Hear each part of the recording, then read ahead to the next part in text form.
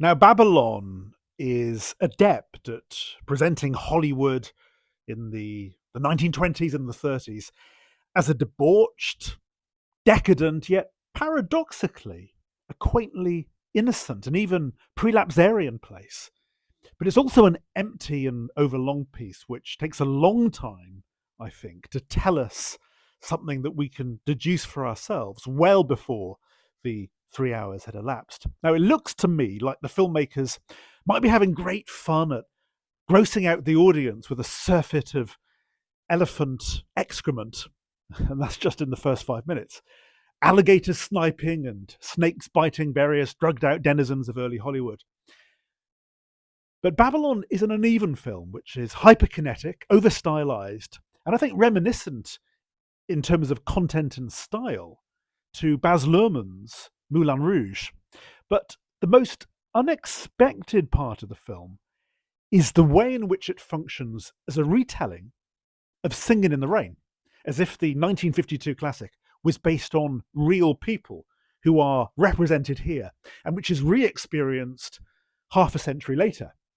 when one of the characters, long since exiled from this particular Babylon, stumbles into a California movie house in 1952 and is taken back to his, quote, former life and lived experience. Now, steeped in artifice, both Singin' in the Rain and Babylon are love letters to the cinema. And there is some mileage to be had from watching a film within a film play out. But Babylon isn't even a visceral experience. Now, it feels like Brad Pitt and Margot Robbie are enjoying the chance to put a 21st century spin on Hollywood's golden age in what passes at times as a retelling of Quentin Tarantino's Once Upon a Time in Hollywood, but a much more derivative and uninvolving one, where the old adage that less is more doesn't seem to apply. Now, the film even offers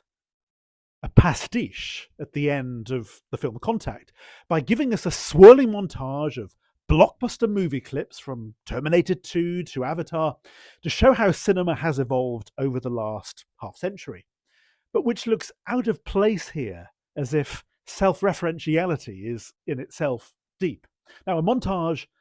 of better movies makes Babylon look even less relevant, though it does try to do what Damien Chazelle, the editor, the director, didn't do in La La Land, by giving us a flavour of marginalised, diverse faces and voices in Hollywood, though their subsidiary role here is open to the charge of tokenism. Now, it also, I think, suffers from a lack of clarity as to who is exactly the lead, ranging from newcomer Diego Calva to Pitt and Robbie. And it is this absence of a clear point of view that makes Babylon look even more rambling and sprawling. And for a film that presents Hollywood as so decadent and which feels so empty, it's hard to see to whom this cinematic love letter is written. Like La La Land, we have a pair and more of dreamers who want to make it big in Tinseltown, but Babylon cheats by giving us overblown characters